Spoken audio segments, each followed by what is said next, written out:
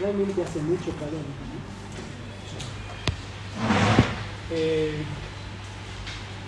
Vamos a comenzar con IVA. IVA es un impuesto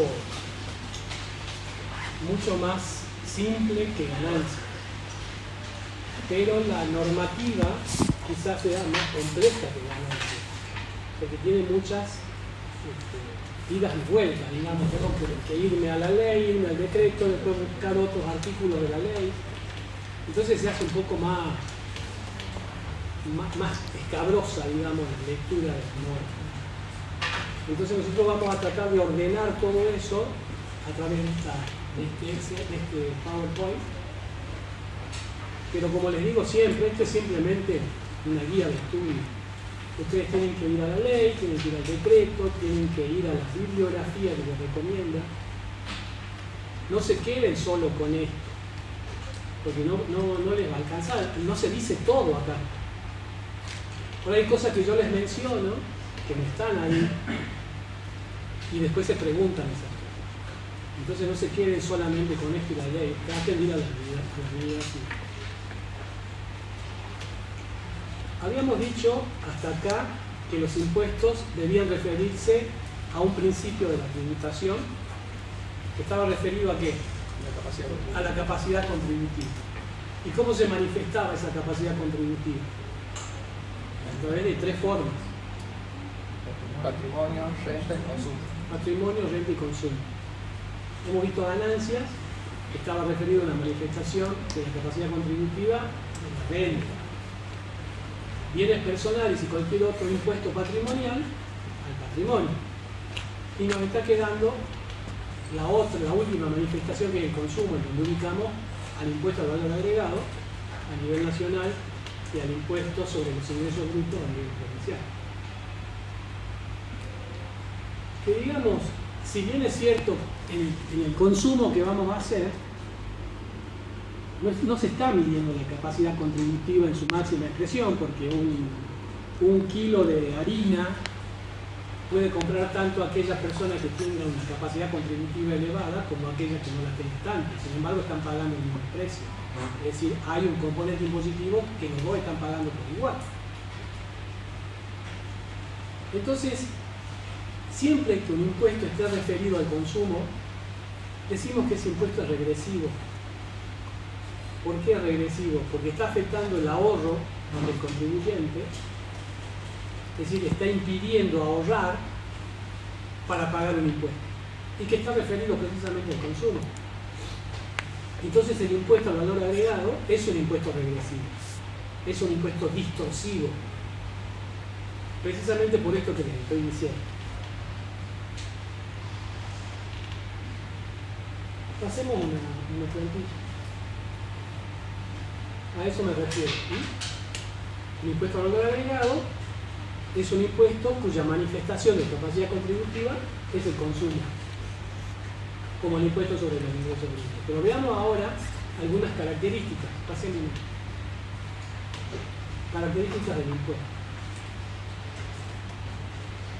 Y vamos a tener ciertas características que ya un poco las vimos con los otros impuestos, pero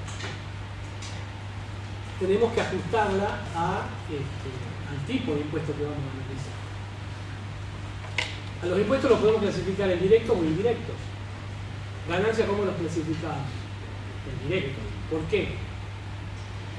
¿Por qué era directo ganancia? Porque afectaba directamente al contribuyente. Además, no era trasladable. ¿por qué no es trasladable? Pero en cambio, el impuesto al valor agregado sí lo es. Y el efecto, el hecho imponible, que si bien recae sobre el sujeto obligado, es que al trasladarlo, en definitiva, el sujeto que va a terminar pagando el impuesto en la cadena de producción es el último eslabón, que es el consumidor final. Entonces, por eso decimos que es indirecto este impuesto. En el impuesto a las ganancias dijimos de que era un impuesto personal y no real. Pero este es real. ¿Por qué? ¿Cuál es la diferencia? Claro, en el otro teníamos en cuenta las cuestiones personales de cada contribuyente. Por eso teníamos la carga de familia, esa deducción. Teníamos que considerar determinados atributos del sujeto. Si lo teníamos que hacer, decimos de que ese impuesto es personal. Pero cuando no tenemos que analizar ninguna situación en particular del sujeto, decimos que es real.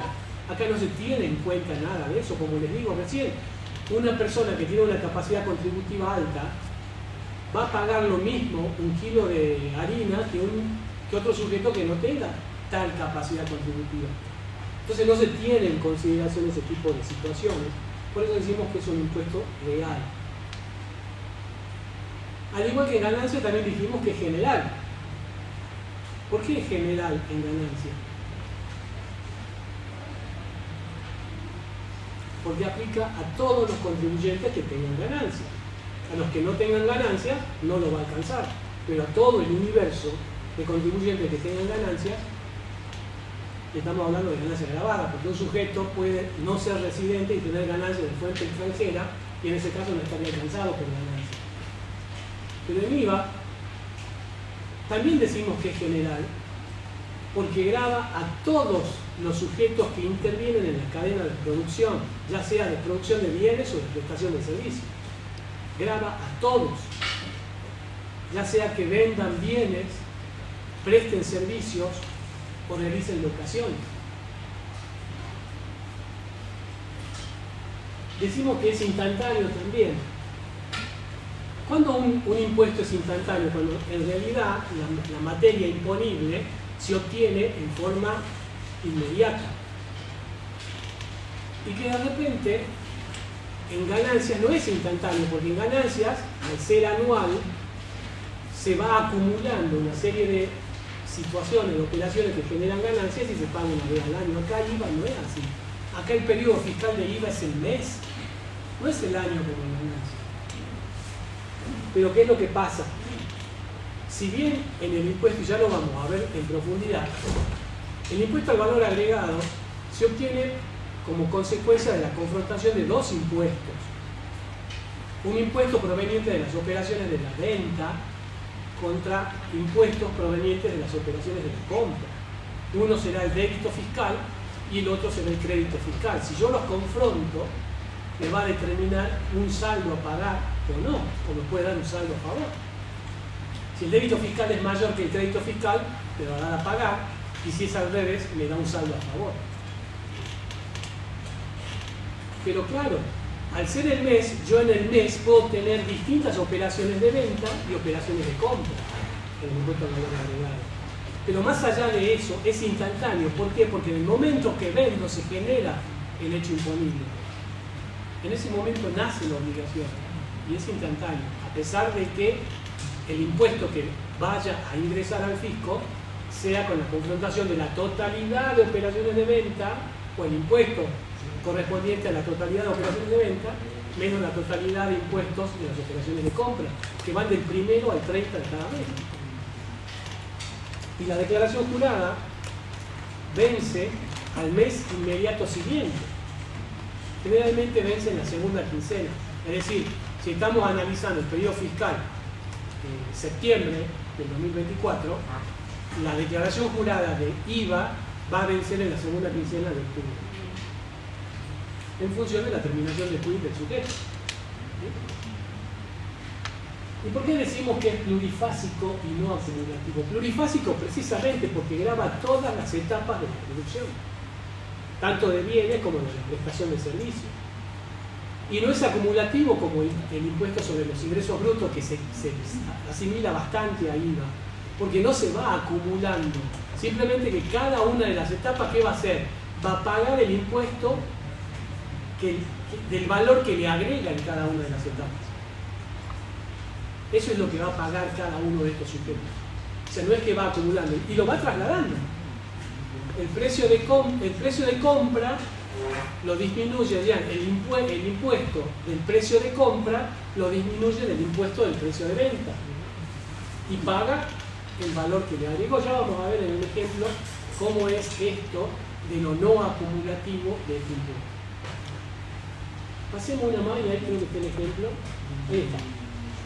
Fíjense ustedes, acá lo que tratamos de hacer con esta pequeña tablita es demostrar de que el impuesto al valor agregado es no acumulativo. Y es plurifásico porque tenemos distintas etapas. Tenemos la etapa primaria, la de fabricación, la mayorista, la minorista, y tenemos el total. ¿Sí? Fíjense ustedes, acá vamos a partir de supuestos de que antes de la etapa primaria no hay nada. Es decir, que acá es el proveedor de la materia prima.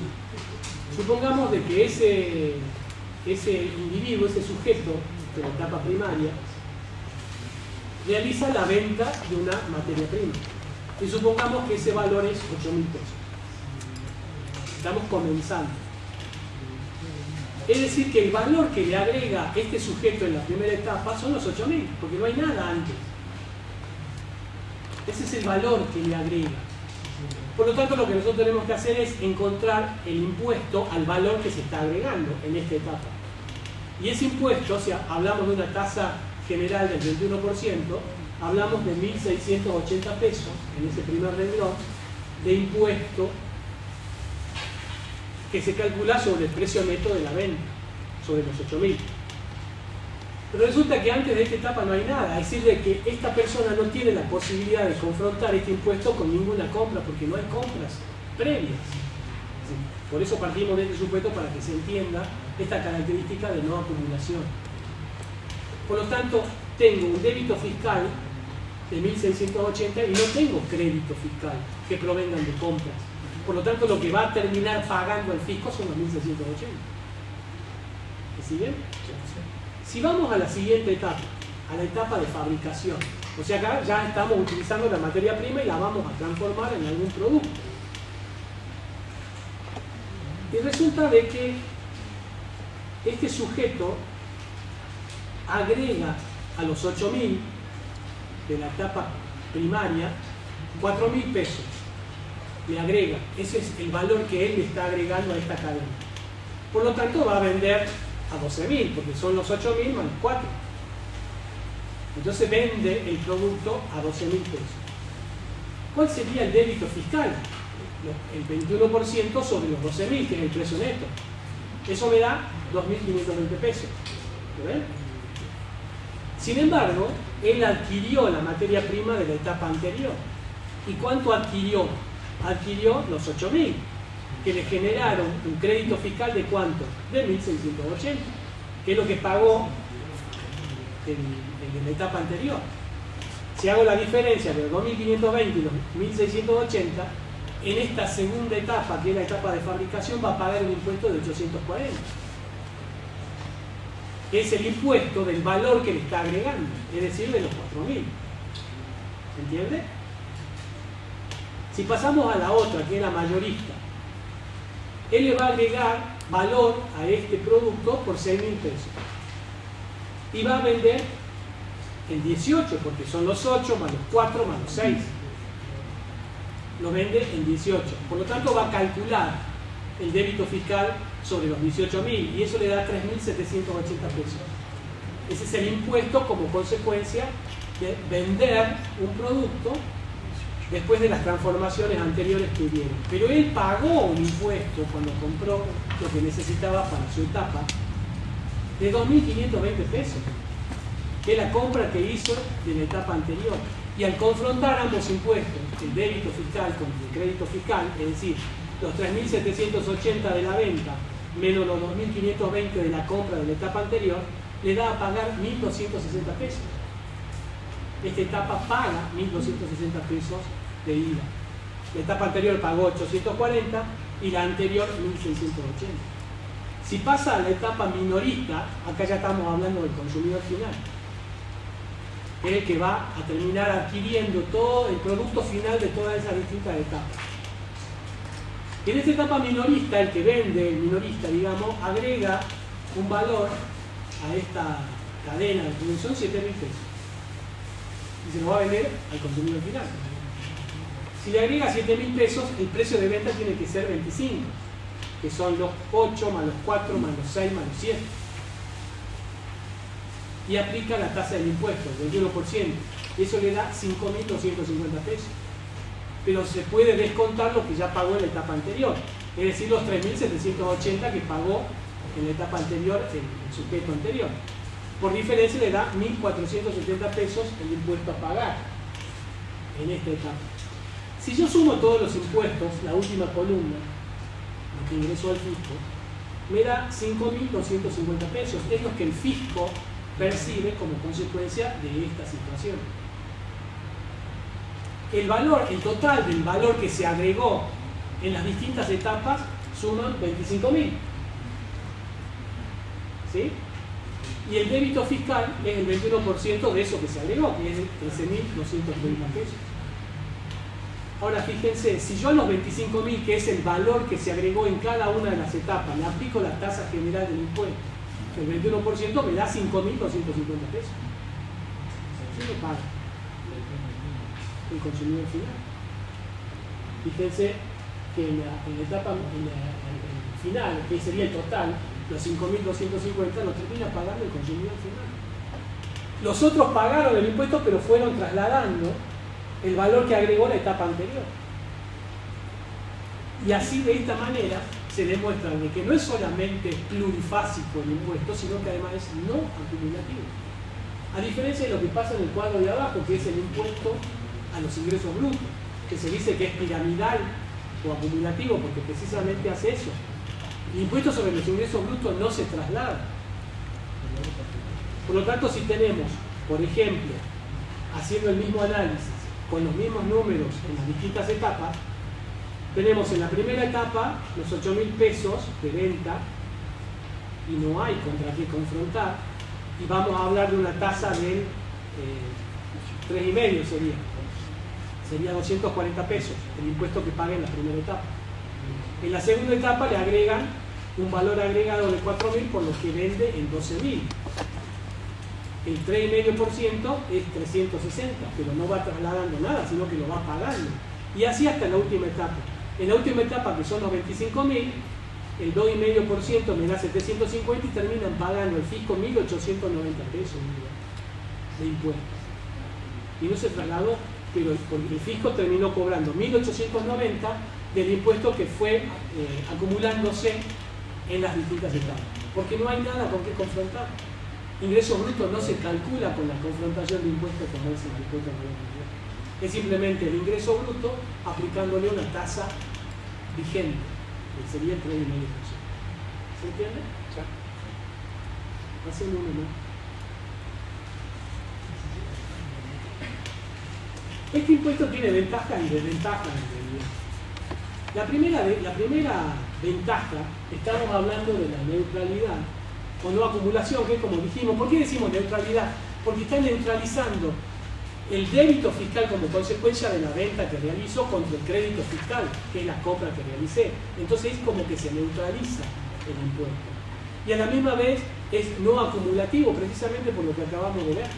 Cada una de las etapas va a pagar el impuesto de acuerdo al valor que le agrega. Ese valor que agrega puede ser muy variado. Puede ser simplemente el porcentaje de utilidad. Si estamos hablando de una compra-venta, no le agregamos nada al producto porque lo compramos lo vendemos en el mismo estado que lo compramos, pero el valor que le agrega va a ser el porcentaje de utilidad que quiere tener. Ese va a ser el valor agregado en esa etapa. Y va a terminar pagando el 21% del valor que le agrega cualquiera de las etapas. ¿Por qué decimos que hay eficacia recaudatoria? Una de las ventajas, porque fíjense de que cuando hablamos en las primeras etapas del proceso productivo, tenemos pocos sujetos. Tenemos el vendedor de la materia prima, el fabricante, el mayorista. No son muchos, son pocos. Y eso ayuda a que el fisco pueda controlar mejor este impuesto. A diferencia de lo que puede llegar a pasar en la última etapa, en donde vamos a tener que los consumidores finales no son muy propensos a solicitar la documentación respaldatoria de cada operación de compra que realicen. Entonces se dificulta el control por parte del fisco en esas etapas, que es una de las desventajas que vamos a ver. Pero la ventaja principal que tiene es que en las primeras etapas de los procesos productivos favorece el control, porque con pequeños o pocos sujetos en esas etapas, el fisco puede controlar mejor la recaudación de este impuesto. Hay un control por oposición de intereses, como digo. Si hay una confrontación de débitos con crédito, yo si estoy comprando y sé que hay un crédito que me voy a computar de ahí, lo que voy a hacer es que ese impuesto esté bien calculado y esté respaldado con la documentación que corresponde. Por eso es el control por oposición de intereses. Yo vendo, pero tengo que emitir el comprobante correspondiente. Y el que compra me va a exigir que le dé el comprobante correspondiente porque él tiene derecho a computar su crédito fiscal.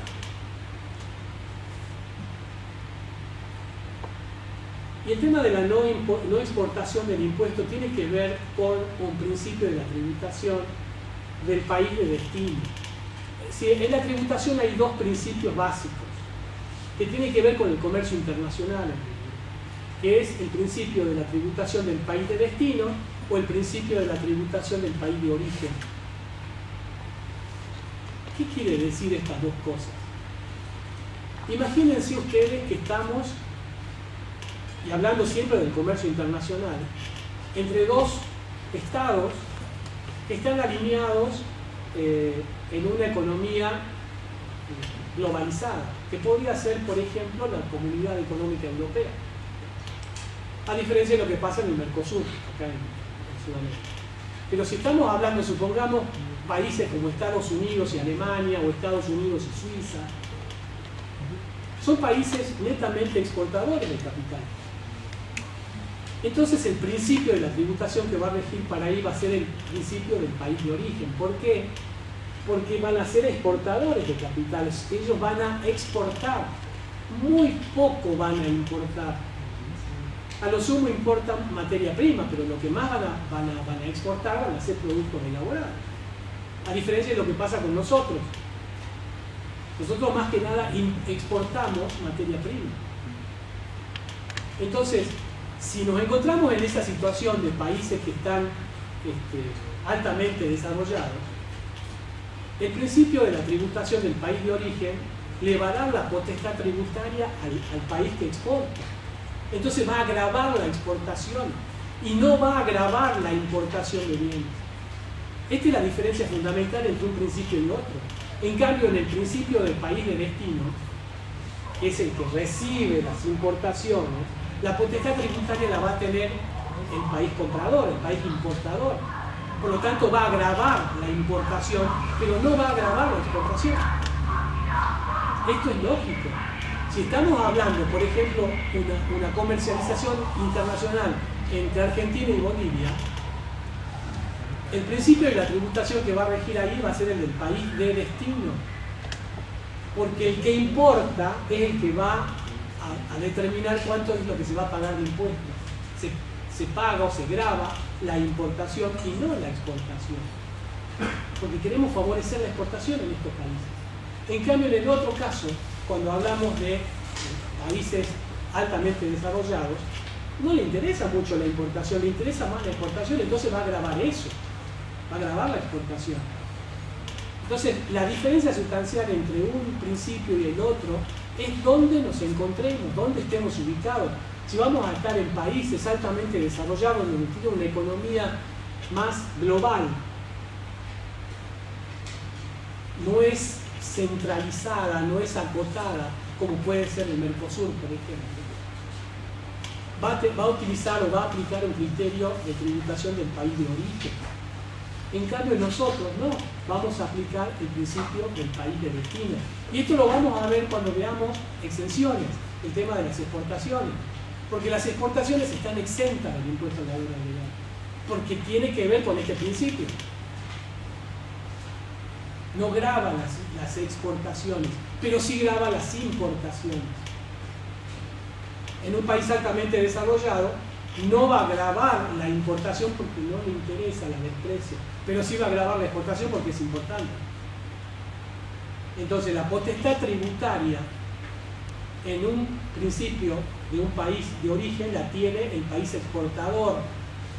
En cambio, cuando hablamos del principio del país de destino, la potestad tributaria la va a tener el país importador. Dice que va a gravar. Y nosotros nos encontramos en eso. Aplicamos el principio del país de destino. ¿Y cuáles son las desventajas? Pasemos. así nomás.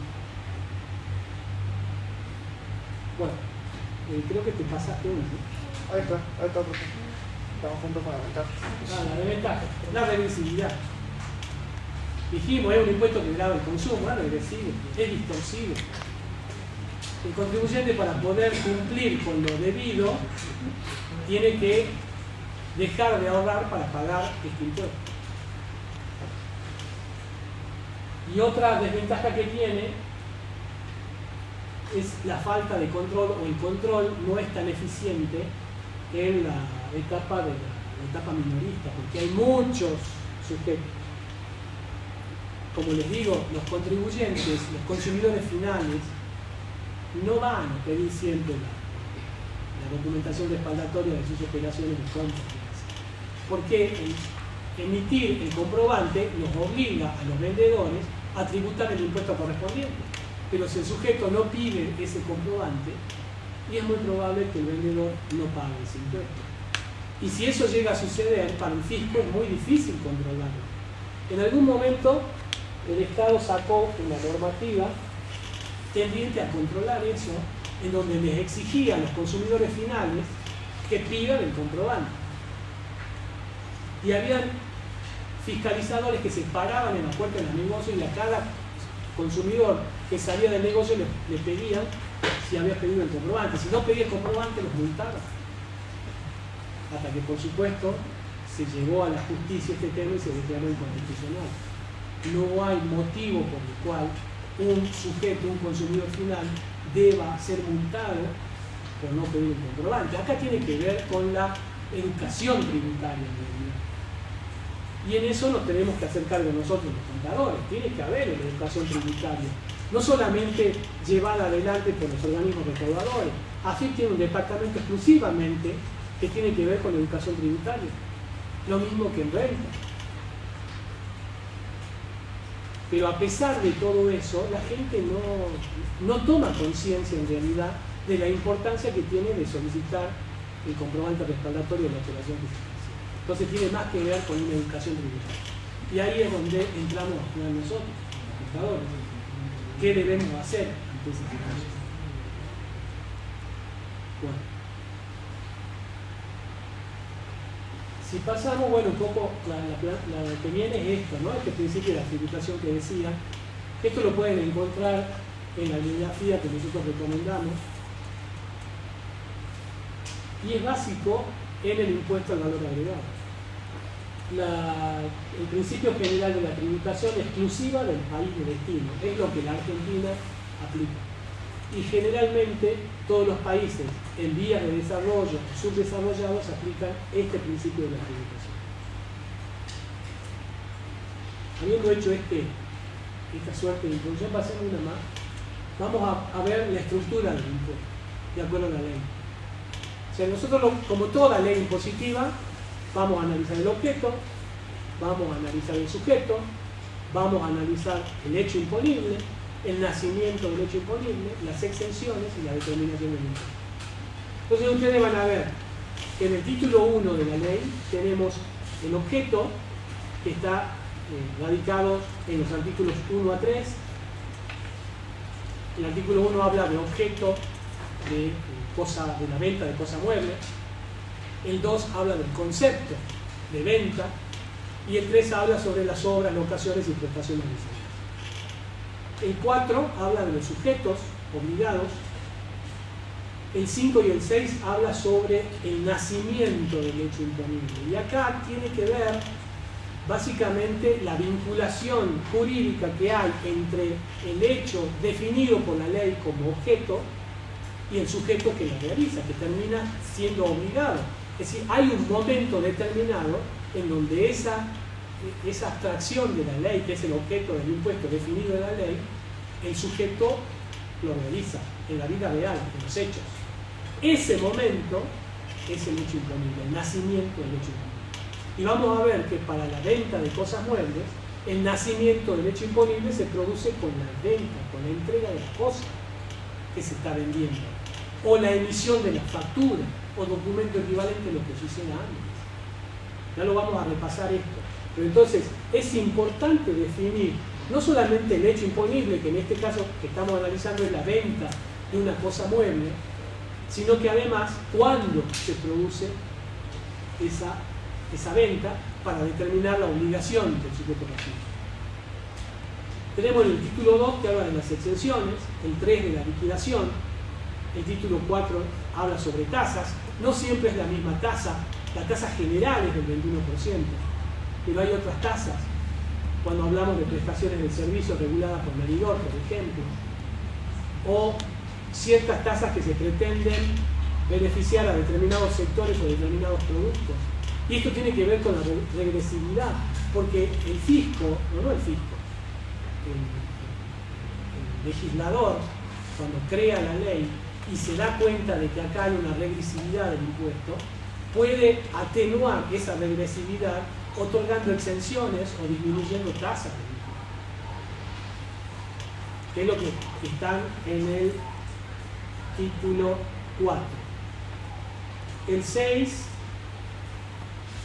habla sobre la inscripción, el 7 sobre las exportaciones, y vamos a ver que están exentas las exportaciones, el 8 las disposiciones generales y el 9 disposiciones transitorias. Digamos, este es el esquema de la ley 23.349 del impuesto al valor agregado.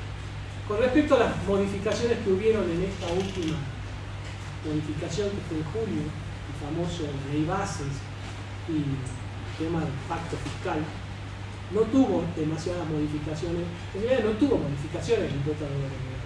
Lo único que tuvo fue un concepto de transparencia fiscal, en donde antes de la reforma esta, los responsables inscriptos que le vendían a un consumidor final o a otro sujeto que no sea responsable inscripto o monotributista, no hacía discriminación impositiva en la factura.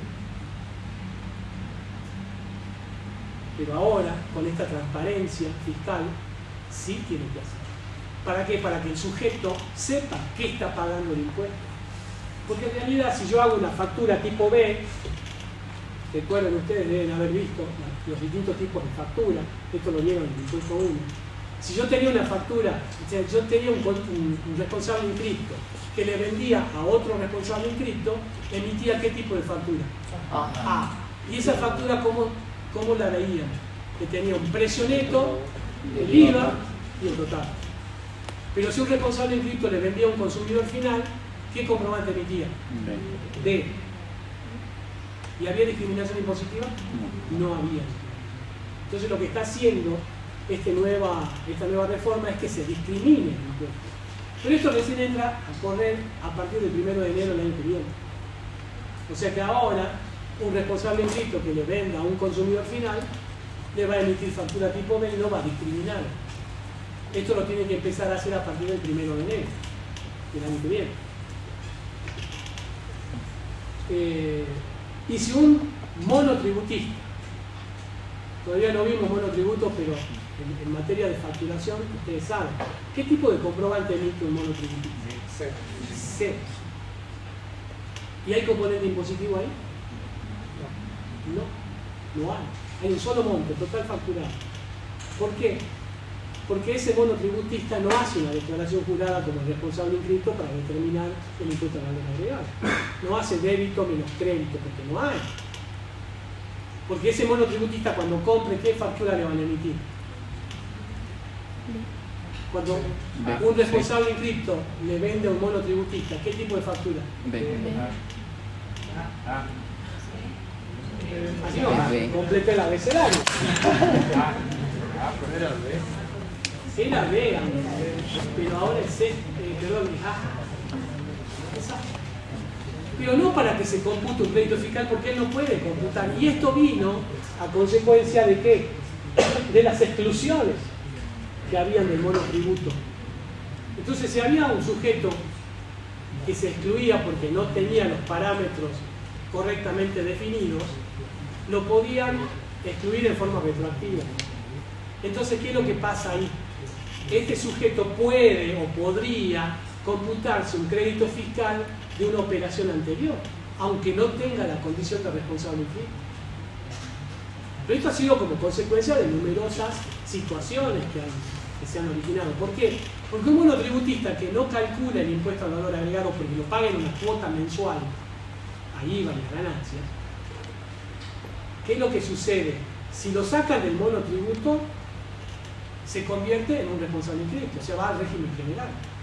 Y el responsable inscripto tiene que pagar IVA a través de una diferencia de impuestos, débito menos crédito. Entonces el fisco que hacía, bueno, pero por estas facturaciones vos tenés que pagar el 21% de la facturación que hiciste por ventas. ¿Y qué me voy a computar como crédito y nada? Porque vos sos monotributista. Y se planteó ese tema en la justicia y dijo, no, esto no es así, porque si me estás haciendo retroactivo y haciéndome pagar el 21% de la venta que tuve antes, es lógico que también la compra, que aunque me hayan hecho factura tipo B, ahí hay un componente impositivo que no lo estoy tomando. Por lo tanto, el fisco se vería beneficiado doblemente. Por un lado, lo que yo tendría que pagar, que no lo pagué en su momento, más la multa y todo lo demás, y más el débito fiscal que pagó el que me vendió eso. Entonces, ¿qué hizo? La justicia le dijo, no, bueno, podés computarte ese crédito fiscal desde el momento en que te hicieron retroactivo responsable inscrito. Entonces pasó eso, y bueno, ¿para qué vamos a seguir discutiendo con lo mismo? Que el responsable inscrito, cuando le venda a un monotributista, le emita factura tipo A, con discriminación impositiva. Pero ojo, eso no quiere decir que vos te computes ese crédito fiscal, porque vos sos monotributista. No tenés que liquidar IVA. Pero en el caso de que te excluyan para atrás, ahí ya tenés el componente impositivo discriminado. Por eso ahora se emite factura tipo A a los monotributistas. Pero el monotributista emite factura tipo C. ¿Sí?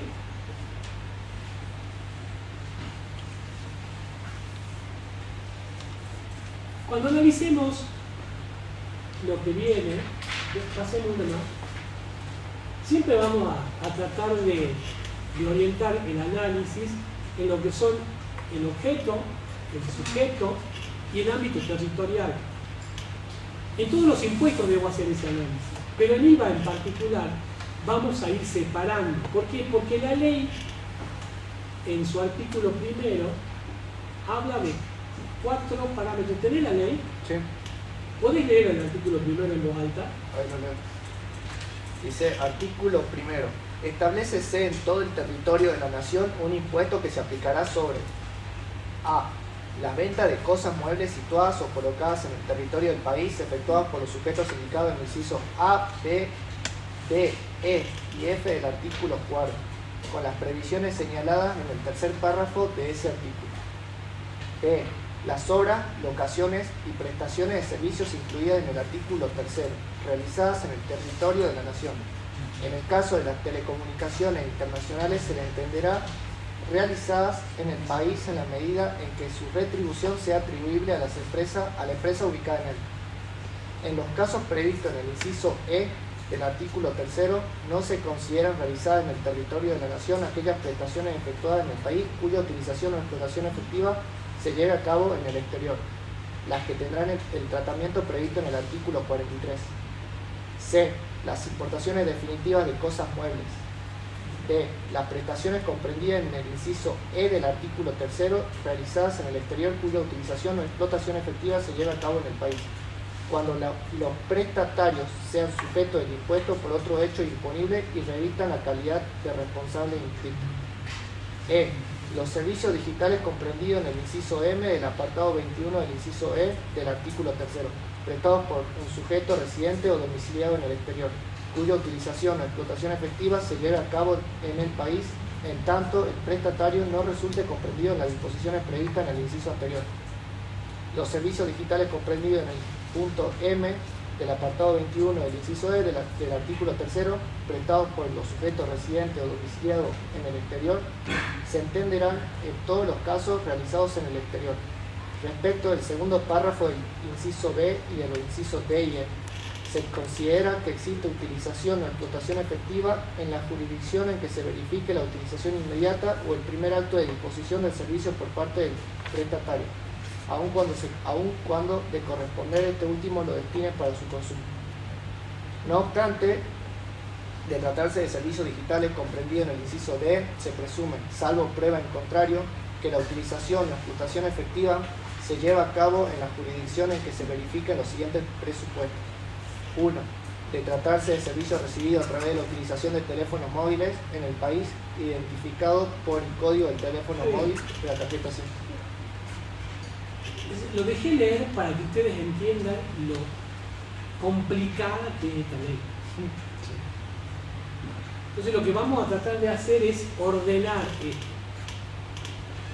De lo que él ha leído hasta ahí, lo podemos resumir en 5 puntos importantes, que es donde se va a dar vuelta toda la ley, todo lo que el objeto, el sujeto y todo lo demás. En primer lugar tenemos que hablar del ámbito territorial, porque él hace mención lo que suceda dentro del territorio del país. Si yo vendo una cosa mueble, esa cosa mueble tiene que estar en el país. O como dice, que la utilización económica se dé en el país.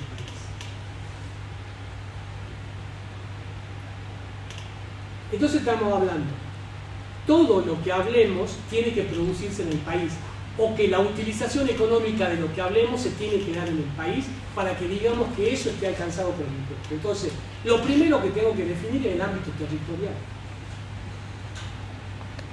del objeto del impuesto. En segundo lugar me dice, bueno, pero ¿qué objeto? La venta de cosas muebles. Pero la venta de cosas muebles que estén colocadas o situadas económicamente en el país. Y ahí él leyó una frasecita, ¿qué vamos a entender por utilización económica del país? Bueno, precisamente eso, de que se utilice o que se obtenga algún tipo de rédito dentro del país. Después habla, eso en cuanto a la venta de cosas muebles. Después habla sobre las obras, locaciones y prestaciones de servicio. Pero cuando hablamos de venta de cosa mueble, no hace alusión a la venta de inmuebles. Por lo tanto, debemos concluir de que la venta de inmuebles no está alcanzada por IVA. Pero por otro lado me habla sobre las obras, locaciones y prestaciones de servicio, pero ahí me incluye las obras realizadas sobre inmuebles. Entonces, las obras que se realicen sobre inmuebles no son inmuebles, son obras. Y eso sí está grabado.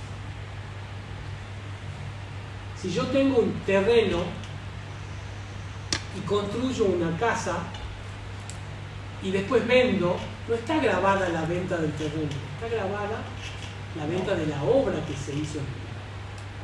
Ya vamos a ver distintas circunstancias que le van a permitir definir si eso está grabado o no está grabado. Pero en principio decimos, son 5 los parámetros. Venta de cosas muebles, obras, locaciones y prestaciones de servicio, importaciones definitivas de bienes, y acá viene lo que le decía al principio, el principio de la tributación del país de destino, grava las importaciones y a las exportaciones las exime. Pero ¿qué debemos entender por importaciones definitivas? Todos aquellos bienes que se importen para ser consumidos en el mercado interno y no tengan que salir de vuelta.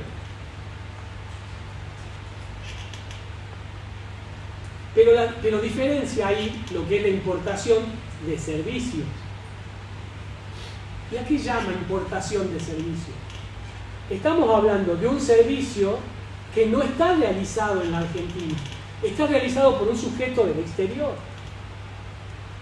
Pero la utilización económica de ese servicio es en la Argentina. Por ejemplo, contrato los servicios de un brasilero para que haga un estudio de mercado en Jujuy para poder colocar un producto cualquiera. Para eso se necesita información de los posibles consumidores de ese producto. ¿Sí? Entonces, este brasilero nunca vino por acá, siempre lo manejamos por videollamadas o correo electrónico o llamadas telefónicas. Él nunca vino por acá. Y toda la prestación del servicio la hizo en Brasil. Y me cobra, por supuesto, por ese servicio. Pero ¿dónde se encuentra la utilización económica de esa prestación de servicio? En la Argentina. Porque es donde quiero saber qué producto o dónde ubicar ese producto, que es en la Argentina. En ese caso estamos hablando de una importación de servicio. El servicio se produce en el exterior, fuera de las fronteras del país, pero la utilización económica de ese servicio es en el país. Entonces, recién hablamos de importación de servicios. Porque si no lo haría en el exterior, lo tendría que hacer acá. Entonces ya no hablaríamos de una importación de servicios, sino que hablaríamos de una lisa y llana prestación de servicios, y no de importación de servicios. ¿Se entiende? Sí. Y por otro lado, la quinta pata, el quinto parámetro, es la importación de servicios digitales. Que ya vamos a ver cuál es la diferencia entre uno y otro. O sea, la importación de servicios a secas y la importación de servicios digitales. La importación de servicios, el ejemplo que les di. Hay una prestación de servicio realizada en el exterior, yo la pago porque yo soy el prestatario del servicio, y a eso llamamos importación de servicios. Ahora, lo relacionemos con la materialidad del impuesto, con la plata. Yo le pago al sujeto que está en el exterior y le hago una transferencia, un depósito bancario, porque el tipo nunca vino para acá. ¿Es de interés fiscal para el fisco? Sí, es de interés fiscal porque es una operación que está grabada. Pero ¿cómo va a ser para cobrarle al sujeto del exterior? No hay forma. Entonces, ¿qué hace el fisco? Bueno, vos que sos prestatario de ese servicio, vas a pagar el impuesto. Entonces, el prestatario de ese servicio paga el impuesto, pero con una condición, de que ese prestatario del país que importa ese servicio sea responsable inscrito por otros hechos imponentes también. Que sea sujeto del impuesto al valor agregado, sea responsable inscrito. Y si no lo es, no lo es. Bueno, en todo caso, esa prestación de servicio, por más que se haya hecho en el exterior y haya tenido una utilización económica en el país, no hay forma, no está alcanzado, porque no es responsable inscrito. Ahora, pero ese sujeto que paga esos honorarios le tiene que pagar al fisco el componente impositivo. Pero el fisco también le va a decir a ese prestatario del servicio, bueno, pero te podés computar esto como un crédito fiscal. Y este prestatario del país que le pagó al fisco el impuesto que supuestamente le retuvo al sujeto del exterior, puede computar como crédito fiscal esto en su posición mensual. Pero ¿cuándo? Al mes siguiente, es decir, este mes pagaste al fisco el impuesto que le retuviste al sujeto del exterior, pero el mes que viene vos te vas a poder computar ese crédito fiscal. Profe, ahí no sería, digamos, el mismo actuar de un agente de percepción. No. Porque el agente de percepción es como que le estaría quitando en parte el En pago. realidad no sería percepción, sería retención.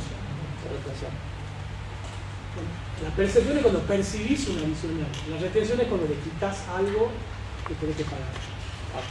Entonces, bueno, ahí no funcionaría como el agente de retención. En cierta manera sí, pero no es una retención. Tampoco es un responsable sustituto. Acá se invierte la figura del sujeto. Porque el sujeto pasivo, ¿cuál sería después de todo lo que venimos viendo? El sujeto del exterior, que es el que realiza la prestación. Ese sería el sujeto. Pero resulta que como el Estado no puede ir contra él porque está en el exterior, hace una inversión de sujeto y lo convierte al prestatario del servicio como un responsable por deuda propia y paga el impuesto. Pero así como lo paga, le da la posibilidad que le pueda recuperar computándolo como crédito fiscal, pero al mes siguiente. ¿Sí? Y esta es la diferencia sustancial cuando hablamos de la importación de servicios digitales. ¿Qué son servicios digitales? ¿Qué entienden ustedes por servicios digitales? Cuando nos venden un software, puede ser. No escucho. Cuando nos venden un software, puede ser. Por ejemplo, ¿cuánto más? Vamos a lo más sencillo, lo que conocemos en casa. Internet. Internet, ¿qué más? Claro, el servicio de Netflix, ¿o no? Netflix, ¿qué más? Lo de Spotify. Spotify. Spotify, ¿qué más? Disney. Claro, la cuota de Apple. Bueno, estos son servicios digitales, pero cuando hablamos de importación de servicios digitales, necesitamos que el que me está proveyendo de eso esté fuera del país. Netflix, por ejemplo, Amazon, Spotify. ¿Sí? Después la ley menciona qué debo entender por servicio digital, que ya lo vamos a ver, pero tengan este concepto. Entonces, en la generalidad, ¿quiénes son los que van a adquirir estos servicios digitales? Nosotros, el conjunto de la gente. No somos responsables incluso. ¿Sí? Entonces, pero hay mucha operatividad grabada. Entonces, ¿cómo va a ser el Estado? En la importación de servicios necesitábamos de que el prestatario del servicio del país sea responsable inscrito en IVA para que poder cubrirse, digamos, o poder cobrar el impuesto. Acá no somos responsables inscritos, somos consumidores finales. Entonces la ley dice, no importa si sos responsable inscrito, consumidor final, acá está grabado lo mismo. ¿Cómo contrato generalmente estos servicios digitales? Netflix. Yo quiero tener Netflix. ¿Y qué hago? Contrato con el televisor, con un correo electrónico. ¿Y cómo lo voy a pagar? Con tarjeta de crédito. Generalmente ese es el mecanismo. Entonces dice, no importa la condición del prestatario, del importador del servicio digital, porque si hay un intermediario como la tarjeta de crédito, la tarjeta de crédito es la que va a tener que pagar el impuesto. Entonces, si ustedes se fijan en la tarjeta de crédito, va a decir Netflix, tanto. IVA por Netflix, tanto. Es la tarjeta de crédito la que le está cobrando a ustedes, además de Netflix, un componente impositivo. Y ahí hablamos de percepción, no de reconocimiento, porque me cobran de más. Claro, por eso yo le preguntaba al profe y se lo relacionaba más con la percepción, porque aparte de tener la deuda con la otra parte, digamos, estoy pagándole al tipo, entonces es como que debo... No, pero en el primer caso que hablábamos no es una percepción, más bien es una extensión. Este caso sí es una percepción, porque la tarjeta de crédito me cobra a mí, usuario, no solamente el valor de Netflix, sino que además me cobra un impuesto por tener Netflix. No, pero lo convierte en a peso. Lo convierte en a peso y se paga en peso. Vos pagás el impuesto como consumidor de Netflix con la tarjeta de crédito, pero el que tiene que pagar el impuesto al fisco es la tarjeta de crédito. Ahora, si no hay intermediario, el obligado es uno, el consumidor final. Él tiene que pagar el impuesto. Es muy raro que eso suceda. Entonces es la diferencia sustancial. Cuando hablamos de importación de servicios, más allá de que el servicio sea prestado por un sujeto del exterior y que sea realizada la prestación de servicios fuera del país, necesitamos que la utilización económica de ese servicio esté en el país. Lo mismo sucede con los servicios digitales. ¿Dónde se va a dar la utilización económica de Netflix? En el país, en mi casa. En el país. Pero en aquel otro necesitaba de que el prestatario del país sea responsable inscrito por otros hechos imponibles. Y él tenía que pagar el impuesto. En este otro caso no hace falta eso. Puede ser responsable inscrito, monotributista, consumidor final, exento, no alcanzado, lo que fuera. Si hay un intermediario que percibe eso, lo pagará el intermediario. Y si no, es el mismo sujeto que el prestatario de la importación el que tendrá que pagar el impuesto. ¿Se entiende? O más o menos. Y ahí nos vamos a mover siempre, en estas 5 patas que yo le digo de la ley. Objeto, estamos hablando de venta de cosas muebles, no de inmuebles.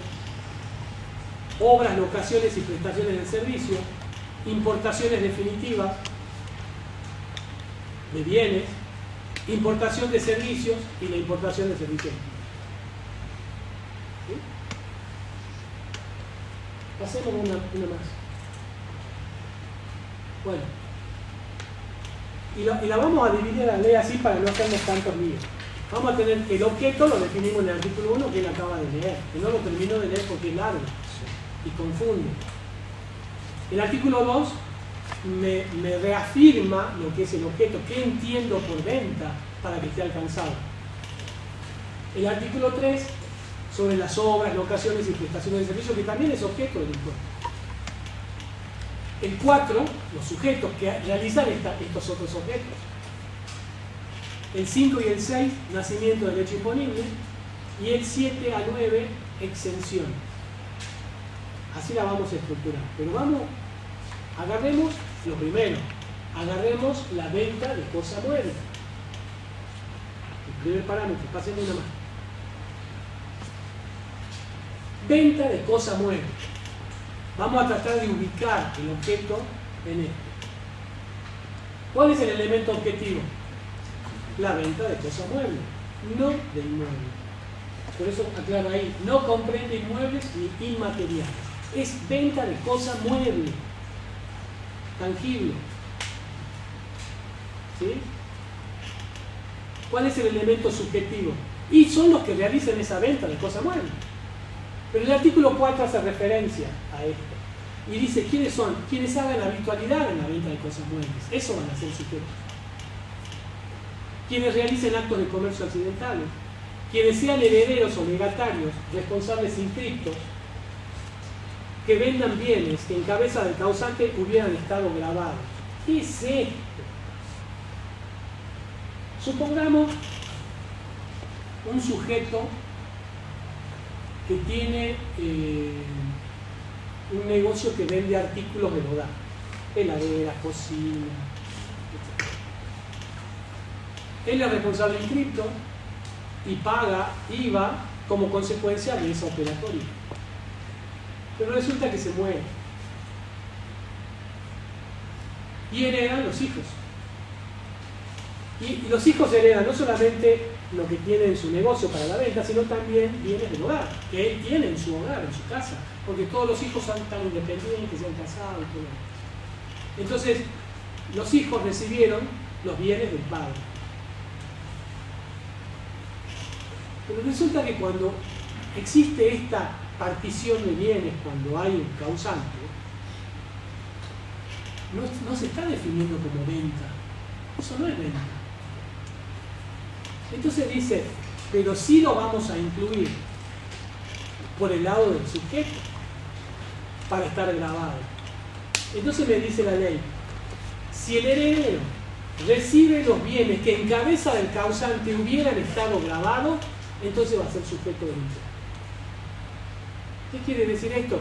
Que si recibió cocinas, heladeras, etcétera, que tenía para la venta, y él las recibe como herederos y después las vende, eso es sujeto del impuesto. Por lo tanto, tendrá que pagar un delito fiscal como consecuencia de ello. Pero ¿qué pasa si recibe heladeras o cocinas o lo que fuere, pero que no estaban a la venta, sino que las tenía en su casa, el causante? Y también las vende. ¿Se entiende la diferencia? Vendo algo que el causante tenía para la venta y que si lo hubiese vendido él hubiera estado alcanzado por el impuesto, y este heredero la vende, eso está grabado y es sujeto del impuesto. Pero si vende una cocina o una heladera que el causante lo tenía en su casa, esa venta no está grabada. No se considera sujeto del impuesto a ese heredero por esa venta.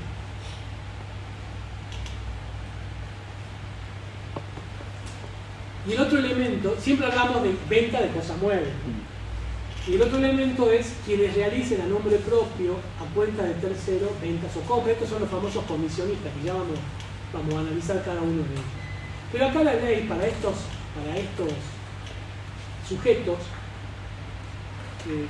crea una ficción y los considera como vendedores o compradores dependiendo de la situación. O sea, va a haber débitos y va a haber créditos, porque ese comisionista, ese intermediario, en algún momento actuará como comprador o como vendedor en función de lo que se pacte con el comitente. Ya vamos a ver bien ese tema. ¿Y cuál es el elemento territorial para determinar de que la cosa objeto del impuesto esté grabada? que al momento de la enajenación la cosa mueble debe estar situada o colocada económicamente en el país. Ese es el aspecto territorial. ¿Y cuál es el requisito para que esta venta de cosa mueble esté grabada? Que sea a título oneroso, porque si no hay plata, ¿cómo voy a determinar la base imponible? No hay plata. Si es a título gratuito, no hay base imponible. O sea que tiene que ser oneroso. Y por otro lado, que importe la transmisión de dominio. Son dos datos importantes cuando hablamos para que la venta de cosas muebles esté grabada. Primero, la transferencia a título oneroso, y segundo, que implique la transferencia de dominio, o la transmisión del dominio, del vendedor hacia el comprador. Recién ahí vamos a hablar de que esa venta está grabada. Entonces, si analizamos lo que es la venta de cosa mueble, decimos, el objeto que es la venta de cosa mueble. El sujeto son las personas que realizan esta venta. El elemento territorial es de que ese objeto que se vende se utilice económicamente dentro del país. Y el requisito es que sea título oneroso y que implique la transmisión del dominio del vendedor hacia el comprador. Entonces recién puedo decir que ese objeto está alcanzado.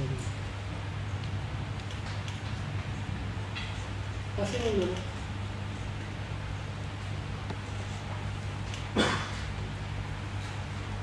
Y acá la ley sigue analizando y remite mucho al Código Civil y Comercial para entender qué es lo que es venta. Y de acuerdo al Código Civil dice que es la transferencia a título oneroso entre personas de existencia visible o ideal, o sucesiones indivisas, o entidades de cualquier índole, que importe la transmisión del dominio de cosas nuevas. Para el Código Civil y Comercial eso es venta. Por lo tanto, tendré que fijarme de que eso se cumple, de que la venta se encuentre encuadrada en el concepto de venta del Código Civil y Comercial. Y la ley sigue diciendo, puede haber venta, puede haber permuta, dación en pago, adjudicación por disolución de sociedades. Eso es considerado venta. Cuando hay una disolución de sociedad, se liquida la sociedad y se distribuyen los bienes que quedan. Esos bienes que recibe el socio como consecuencia de la liquidación es considerado venta y la sociedad tendrá que pagar el impuesto correspondiente. Eso implicaría de que quien recibe tenga un crédito fiscal.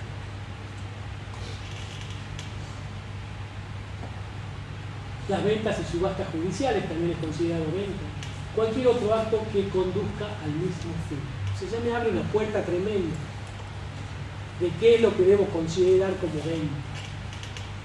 Pero el requisito principal es la transferencia a título oneroso que implique la transmisión de dominio de la cosa nueva. Y luego habla sobre la incorporación de bienes de propia producción en los casos de locaciones y prestaciones de servicios exentos o no grabados. Y acá vamos a hacer un alto. ¿Por qué? Porque hay un principio en el impuesto al valor agregado que se llama el principio de unicidad. ¿Qué es esto, el principio de unicidad? Que la suerte sigue la suerte, que lo accesorio sigue la suerte de lo principal. Ese es el principio de unicidad. Y en la ley del impuesto al valor agregado lo vamos a ver siempre. Principio de unicidad. Lo accesorio sigue la suerte de lo principal. Entonces, ¿eso qué quiere decir? Que si lo principal está exento, lo accesorio va a seguir la suerte de lo principal, que va a estar exento. Si lo principal está grabado, lo accesorio seguirá la suerte de lo principal, va a estar grabado. Ese es el principio. Pero hay excepciones. Como todo principio, como toda regla. Hay excepciones. ¿Y dónde está dada la excepción? Hablamos siempre de venta de cosa mueble. Si nosotros decimos, si yo presto un servicio que está exento, e incorporo a ese servicio, hablamos de servicio exento. ¿Qué servicio está exento en IVA? Por ejemplo, el ejemplo que siempre damos es el servicio funerario realizado por cooperativas, en donde uno paga una cuota para tener el servicio funerario sucedido el siniestro. esa prestación de servicio de la funeraria está exenta del impuesto, siempre que la funeraria sea una cooperativa. Bien, está exenta. Entonces, la funeraria lo que hace no solamente presta el servicio de exponer el cuerpo, que vayan los familiares, los amistades, que dar café, té, lo que sea, sino que además tiene que tener dónde ponerlo al cuerpo. Y para eso necesita de un ataúd. ¿Y el ataúd qué es? Un bien, una cosa mueble. Entonces está incorporando un bien a una prestación de servicio exenta. Si aplicamos el principio de unicidad, lo que vamos a decir es de que el ataúd es lo accesorio, porque la prestación principal es el servicio funerario que está exento. Entonces, si aplico principio de unicidad, esa incorporación de ese bien a esta prestación de servicio que está exenta también debería estar exenta por el principio de unicidad. Pero acá la ley hace una aclaración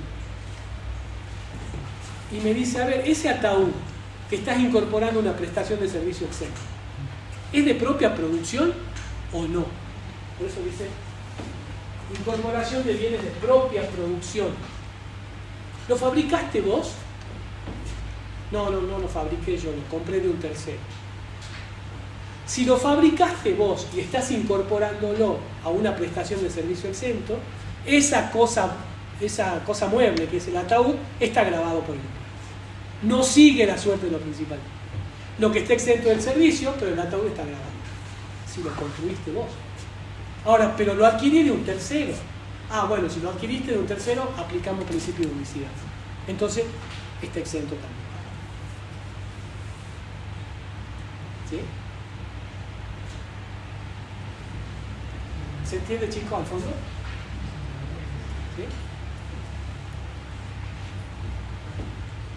Les voy a hablar sobre enajenación de inmuebles por accesión. ¿Qué son los inmuebles por accesión? Contabilidad. Nunca vi la palabra accesión, profe. No ¿Cómo sé que no? No, nunca vi. ¿En contabilidad no vieron eso? No, yo no. ¿Por qué no? Nunca la he escuchado. ¿Alguien sabe qué es un inmueble por accesión? ¿Eh? Bueno, pero vamos a un caso más sencillo. Supongamos, construimos esta habitación, ¿sí? Y voy al lado, hay una empresa que vende puertas y ventanas. Cuando él me vende una cosa mueble, que es la puerta o la ventana, ¿verdad? Pero cuando yo la traigo acá, la tengo que instalar a la puerta y a la ventana. En ese momento, esa cosa mueble se convierte en inmueble por accesión al inmueble. ¿Se entiende ahora?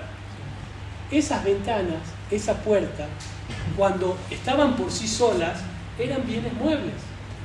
Pero al instalarse en un inmueble, se convierten en inmuebles por accesión. Entonces me dice, la enajenación de inmuebles por accesión. Pero ¿cómo es eso? Si yo cuando voy a vender, si vendo esto, voy a vender también la puerta y la ventana, pero es un inmueble por accesión.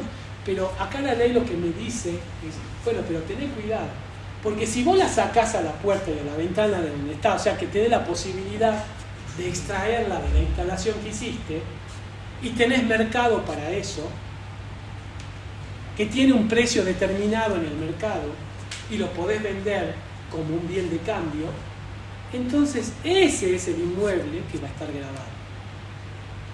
Porque se vuelve a convertir en un bien mueble. Cuando yo lo saco y lo vendo por aparte. A eso dice, la ley lo llama enajenación de inmuebles por accesión. El ejemplo que daba allá de un campo que planto trigo, ¿sí? Se supone de que del trigo voy a sacar las semillas del trigo, que va a ser el trigo que todos conocemos, y que tiene un mercado propio. Pero esa plantación de trigo, cuando yo la planto, En realidad fui y compré el plantín o compré la semilla para plantar, lo que sea. Era una cosa mueble en un principio. Y se convierte en inmueble por accesión una vez que creció la planta. Pero tengo la posibilidad de cosechar y vender por aparte el trigo. ¿Sí? Entonces, y vendo todo, vendo el inmueble completo. Bueno, pero acá estamos hablando de un inmueble por accesión, que es el trigo líquido. Cuando yo quiero vender toda esta obra, porque no sería un inmueble, sería la obra, la quiero vender, y estoy vendiendo junto con esa obra un inmueble por accesión, que es la puerta, que es la ventana. Pero si digo, tengo un terreno y tengo árboles frutales, palta, que está tan cara la palta, y vendo todo, vendo el terreno con las paltas, con los árboles, palta, porque esos árboles son re grandes. ¿Eso sería un inmueble por accesión también? El árbol y la fruta. El árbol sí. El fruto. Pero yo vendo todo y vendo el árbol. ¿El árbol sería un inmueble por accesión? Es que si yo lo saco y lo puedo vender en el mercado. ¿Vos podés sacar el árbol y lo vendés? No. No sé, te pregunto. O sea, no hay. un precio en el mercado. El árbol. Puedo sacar el El árbol. fruto. Los frutos sí. Los árboles se venden como plantas, se pueden vender.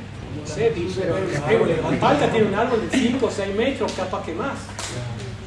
Pero el requisito no era que tenían que tener un mercado. Claro, que tengo un O sea, por eso digo, el árbol tiene un mercado en donde se identifique el precio de ese mercado. Yo tengo mis dudas. Quizás la palta sí, cosecho la palta y vendo la palta. Pero acá estamos hablando de la venta del inmueble que tiene el árbol. Claro, para mí el árbol así, siendo ya maduro, grande y todo, está bien. Es difícil, sí, pero de tener un precio en el mercado, seguro. No sé. Porque en ese caso, ¿cómo es tu nombre? Agustín. Agustina. En ese caso, el árbol sería un bien de uso. Esto lo vimos en contabilidad. Es un bien de uso.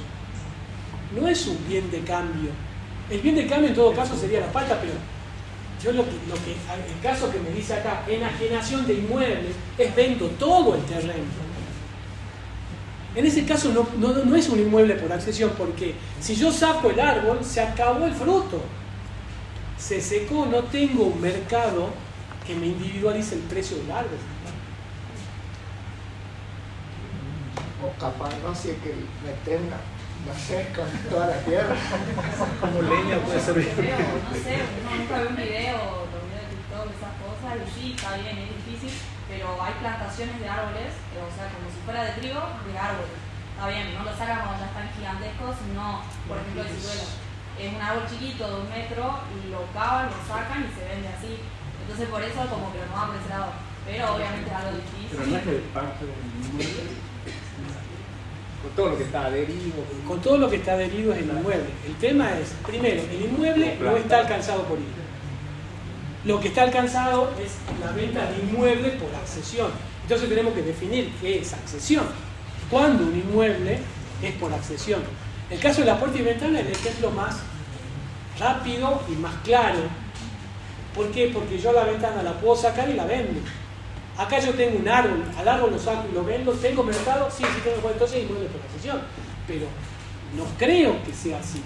En ese caso, el árbol frutal es un bien de uso, que yo lo riego, lo cuido para que me dé fruto. Y al fruto lo vendo. El trigo, no, porque el trigo saco todo, lo limpio completo, no queda nada. ¿Sí? Una mina, tengo un terreno y hay una mina de oro.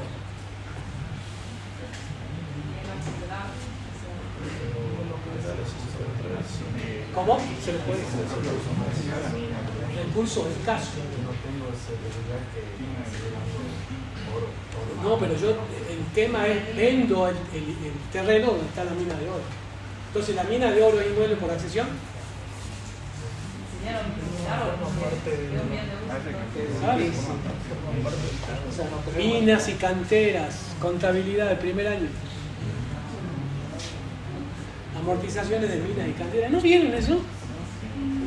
Sí, sí vieron, no se acuerdan nada más. Profe, entonces ese caso que dio no sería, no estaría dentro de esto y no estaría grabado entonces ¿Qué cosa? el tema del terreno con el árbol. No. Yo vendo el inmueble, no está grabado porque no. Yo vendo todo. ¿Qué es lo que estoy haciendo? Es vendiendo todo. El árbol es un bien de uso, no tiene un mercado que lo defina como tal y se pueda vender, es más, como un bien de cambio.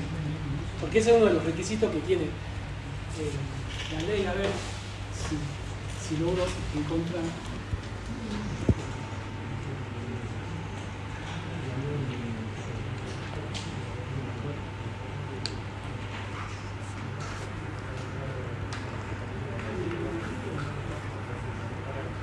La definición de inmueble por accesión dice: la enajenación de bienes que, siendo susceptibles de tener individualidad propia,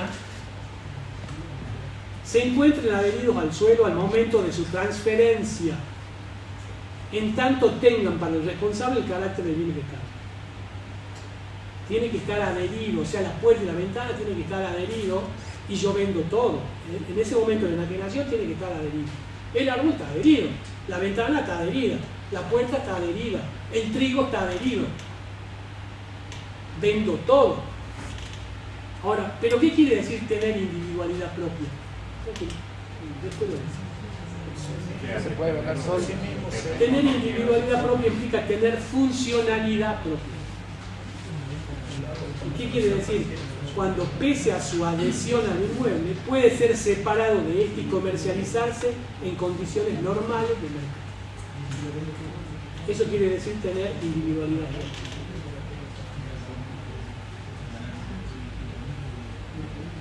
Ya, creo que vamos a ver en otra placa con mayor detalle este tema. La otra me dice las transferencias reguladas a través de medidores. Es una cosa mueble, el uso, el gas, el teléfono. La desafectación de cosas muebles de la actividad grabada con destino a uso o consumo particular del o los titulares. ¿Qué es esto? Supongamos que yo tengo un negocio, es una despensa de barrio. Yo tengo el mostrador ahí, ustedes se acercan hasta acá, yo estoy detrás del mostrador y atrás mío tengo una estantería llena de mercadería.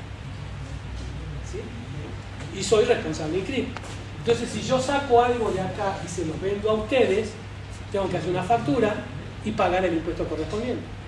El débito fiscal se va a generar como consecuencia de la venta. ¿Y cuál va a ser el crédito fiscal? Y la factura que me dio el proveedor cuando yo compré esa mercadería que le estoy vendiendo a ustedes. Porque estoy haciendo una reventa. ¿Se entiende? Bien. En ese momento que yo estoy vendiéndole a ustedes, me llaman por teléfono mi señora y me dice: tráete 1 kilo de fideo para almorzar porque no tenemos nada. No me voy a ir a comprar a la competencia que está a 2 cuadras si yo tengo acá atrás. Saco el paquete de fideo y me lo llevo a mi casa para comer fideo. Eso es venta. Desafectación de la cosa mueble, de la actividad grabada destinada a uso o consumo particular. Tengo un negocio de artículos del hogar, tengo un aire acondicionado. No doy más del calor en mi casa, es terrible. Voy a poner un aire acondicionado en mi pieza porque no puedo dormir de noche. No me voy a comprar la competencia, pagar un aire acondicionado al precio de venta de la competencia cuando yo lo tengo acá. Saco el aire acondicionado, voy y lo instalo en mi casa. Eso es venta. Y tengo que pagar el impuesto por eso. Porque es la desafectación de un bien grabado que está afectado a la actividad grabada para uso o consumo particular. Ahora les doy este ejemplo. Tengo el aire acondicionado y tengo mi oficina allá en la esquina del negocio que tengo, el almacén. Y en aquella esquina tengo una habitación de 2x2 y resulta que me muero de calor así como estamos. Digo, no, esto no puede ser. Ese aire acondicionado hoy lo voy a poner en la pieza. Esa que tengo ahí, es que es mi oficina para hacer los números, para sacar cuenta de cuánto tengo que pagar los empleados, cuánto tengo que pagar el proveedor, etc. Y me pongo ahí. ¿Eso es venta?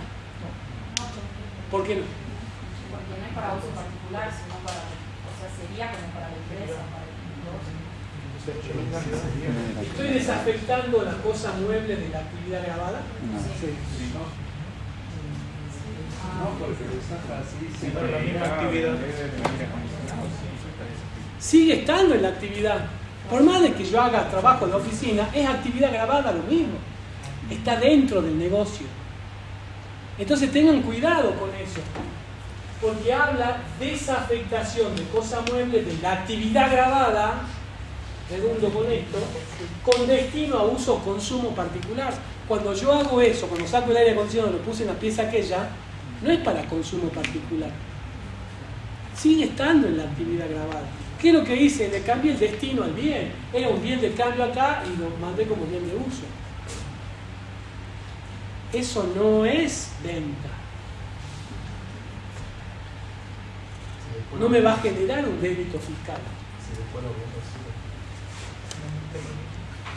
Eso viene después, porque cuando asumís la condición de responsable inscripto, lo sos por cualquier otra actividad que realices. Cuando asumís esa condición. Entonces, ¿queda claro esto? La desafectación de cosa mueble de la actividad grabada para uso o consumo particular, eso es venta. Y tengo que pagar un débito fiscal como consecuencia de ello. Claro, y ahí, profe, usted hace hincapié en lo que tiene que ser grabado porque se sigue el principio de unicidad. Si está exento, también no está exento. Bueno, sí. Suponete que lo que retiro, está bueno el ejemplo, la observación esa. Suponete que no retiro ni fideo, ni retiro en aire acondicionado. Retiro leche entera, sin aditivo. ¿Por qué digo esto? Porque el artículo 6 de la ley, entre las exenciones, dice: se encuentra exenta la venta de leche entera sin aditivos a consumidor final. Saco un litro de leche entera sin aditivo y me la llevo a mi casa. ¿Qué estoy haciendo?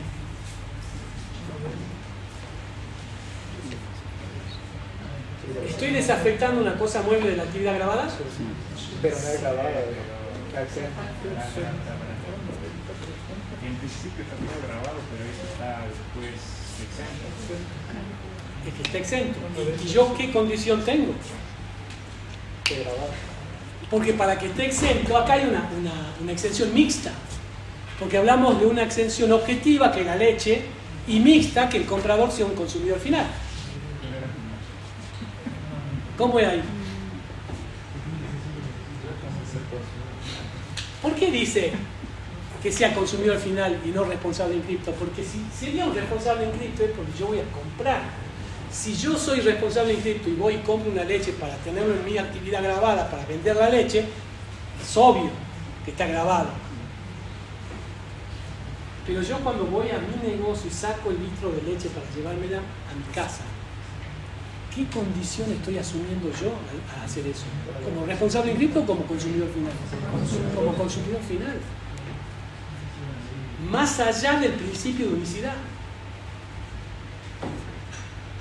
La venta de esa leche a consumidor final está exenta. Yo estoy asumiendo la condición de consumidor final porque la voy a consumir, la voy a tomar a la leche esa.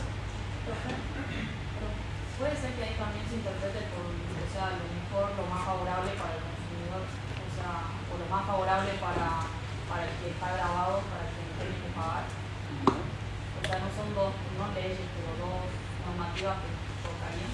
No, porque como te digo, o sea, yo que soy el dueño del negocio, soy responsable inscrito, pero por las actividades de venta que haga. Si yo soy responsable inscrito y esta leche te la vendo a vos, que sos consumidor final, ¿tengo que pagar impuestos sobre eso? ¿No? ¿Por qué no? Porque es leche entera sin aditivo y vos sos compradora, consumidor final. En ese caso te exento. Pero si sos responsable inscripto, sí, está grabado. ¿Sí? Pero usted se la está, usted es quien vende y quien compra. Bueno, pero yo cuando compro, cuando lo retiro del estante, asumo la condición de consumidor final porque yo la voy a consumir, no la voy a revender. Claro, cuando asume como responsable inscripto es como que la ley considera que usted la va a revender. Claro, yo la voy a revender, no la voy a consumir. ¿Sí? Bueno. ¿Qué hora es? Falta media hora.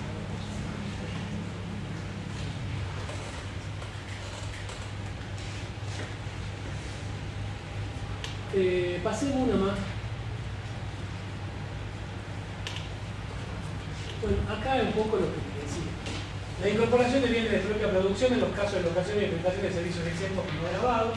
Aplicamos principio de unicidad, los accesorios siguen las órdenes de lo principal. Y acá estamos hablando que lo principal es el servicio exento o no grabado. Servicio funerario. ¿Sí? La incorporación del bien grabado, el ataúd.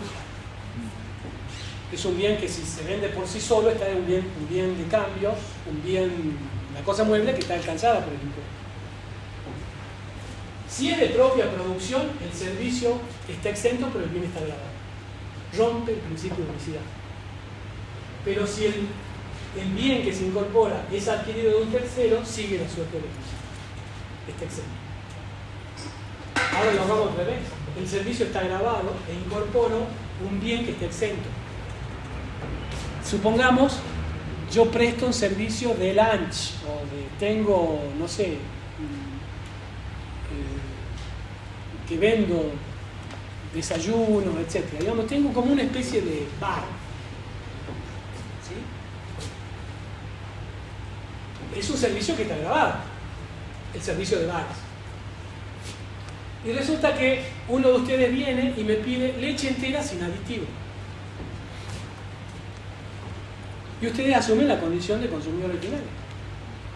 Entonces, a esa prestación de servicio, que es el servicio de bar, estoy incorporando a esa prestación de servicio una leche entera sin aditivo y ustedes asumen la condición de consumidor ordinario.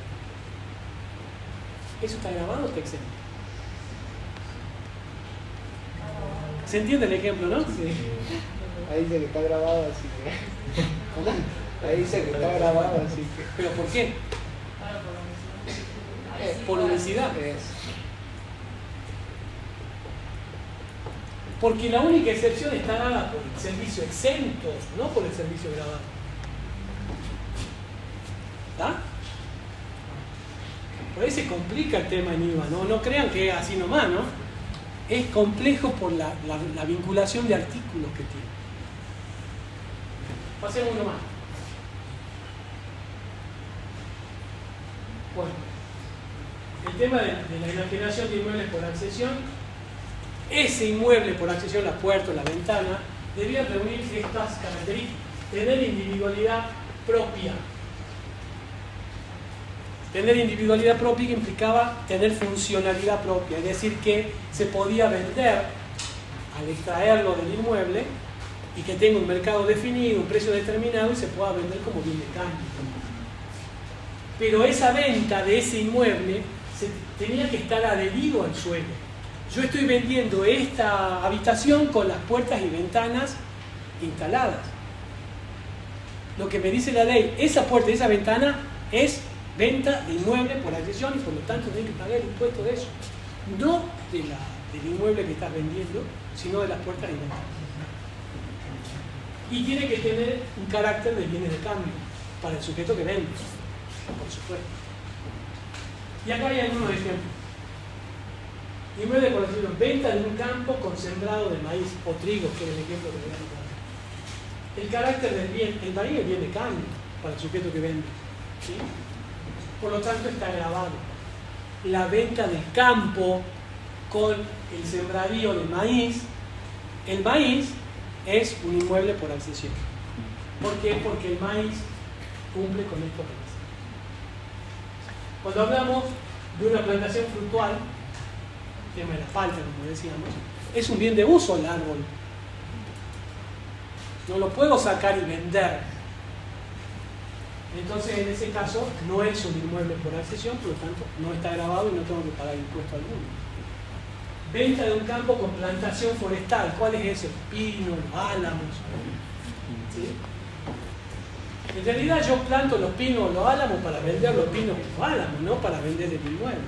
Es decir, a eso sí, los corto y los vendo aparte. Tienen mercado propio, tienen individualidad propia. Por lo tanto, si vendo un terreno con plantaciones de pino, de árboles, de álamos, eso es inmueble por accesión y por lo tanto paga. O sea, eso es una cosa, así como usted lo está diciendo, como que, no sé, por ejemplo, un campo esté lleno de árboles de palta. Como que así lo veía en mi cabeza, pero no se lo supe explicar. No, bueno, pero profe, sería el caso de árboles de palta, supongamos, si se los vende como plantines cuando todavía no están en producción. Bueno, ahí no serían bienes de uso. Tienen macana debido a la tierra, si se los hacen hacer. También se lo puede hacer pero maceta, también se lo suponte puede hacer sacar, en suelo, la idea es que claro, cumpla con esto. Tiene individualidad propia, tiene funcionalidad propia, tiene mercado propio, es un bien de cambio, porque el bien de cambio para mí no es el árbol, es el fruto del árbol. claro, Ese pero bien si de yo me cambio. dedico a producir plantas para vender a ciertos productores, ahí sí sería, en ese caso. Porque yo no lo estoy utilizando No como pierdas bien de uso. vista que lo que vos vendés es el inmueble. No vendés el plantín, vos vendés todo. Porque si es como vos decís, no hay problema, porque es la venta del plantín. Es Claro. una cosa mueble que la saco de la tierra y la vendo. Acá es vendo el inmueble. Entonces lo que vos tenés que preguntarte es si ese plantín es un inmueble por accesión o no. Claro, en ese caso no sería un bien de uso. No. Porque, ¿Por qué? Porque entonces, si yo tengo, suponete, este predio con plantines, no sé, de rosales. Plantines, no la planta, el plantín de rosales. Y para mí es un bien de cambio el plantín ese. en cambio, no así cuando ya es un árbol que produce los frutos que yo. Exactamente. Ahí Entonces sí yo no. vendo todo el inmueble con los plantines de rosales, es inmueble por accesión, está grabado. Todo, porque para vos es un bien de cambio el plantín. Pero si estoy hablando de un árbol que produce frutos, Ahí ya es un bien de uso. ahí ya es un bien de uso, no es un bien de cambio. Y en otro caso, venta de un campo con mina, como le decimos. Acá no hay adhesión, ya está. No hay una incorporación de la mina al inmueble, no hay labor humana que haga eso. Ya estaba, es inmueble. La venta de inmuebles no está alcanzada. Venta de puertas y ventanas por demolición. Es un bien de cambio, por lo tanto está grabado. ¿Sí? Pasemos uno más. Bueno, acá el tema de los comisionistas. Acá tengan mucho cuidado cuando hablamos de esto. Porque decimos que vendan a nombre propio pero por cuenta de terceros. ¿Sí? Que compren a nombre propio pero por cuenta de terceros. Que presten servicios a nombre propio pero por cuenta de terceros. O que actúan por cuenta y nombre de terceros. Son las distintas situaciones que pueden haber. El tema es cómo el fisco, cómo la ley hace para grabar esto. Entonces hace una ficción la ley y los toma tanto al que vende o que compra a su nombre pero por cuenta de tercero, como un comprador o como un vendedor, dependiendo de la situación que se encuentre frente al comitente. Porque el comitente es una persona que le pide al tercero que haga algo. Eso que haga puede ser comprar o vender.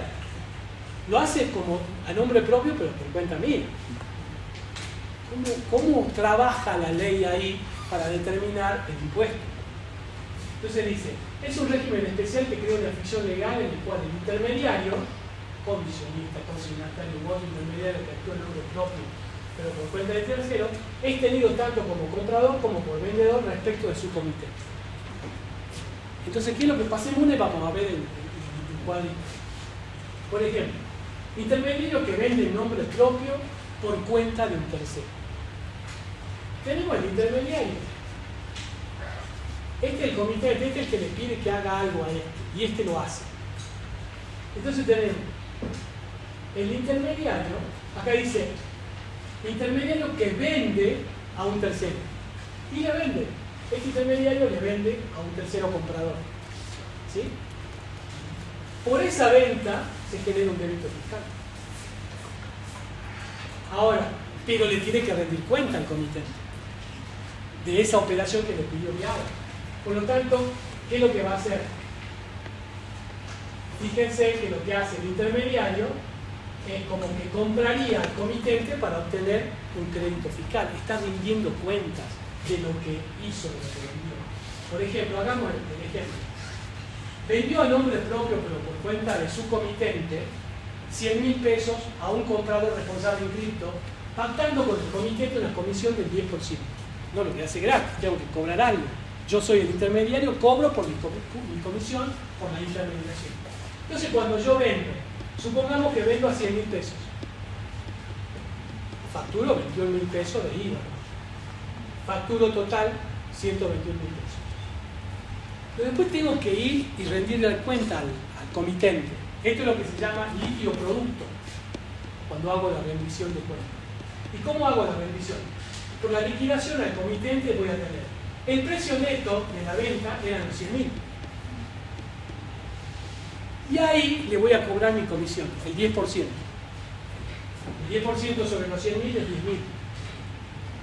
Por lo tanto voy a tener un valor neto liquidado de 90, que los 100.000 menos los 10 de comisión son 90.000 pesos. Eso me va a generar un crédito fiscal que estoy cobrando. El crédito fiscal de los 90.000 es 18.900. Es decir, que lo que le voy a liquidar al comitente, en realidad, es 108.900. Si yo hago las diferencias de débito y crédito, acá tengo 21.000 pesos de débito y acá tengo 18.900 de crédito. Eso me da una diferencia de 2.100.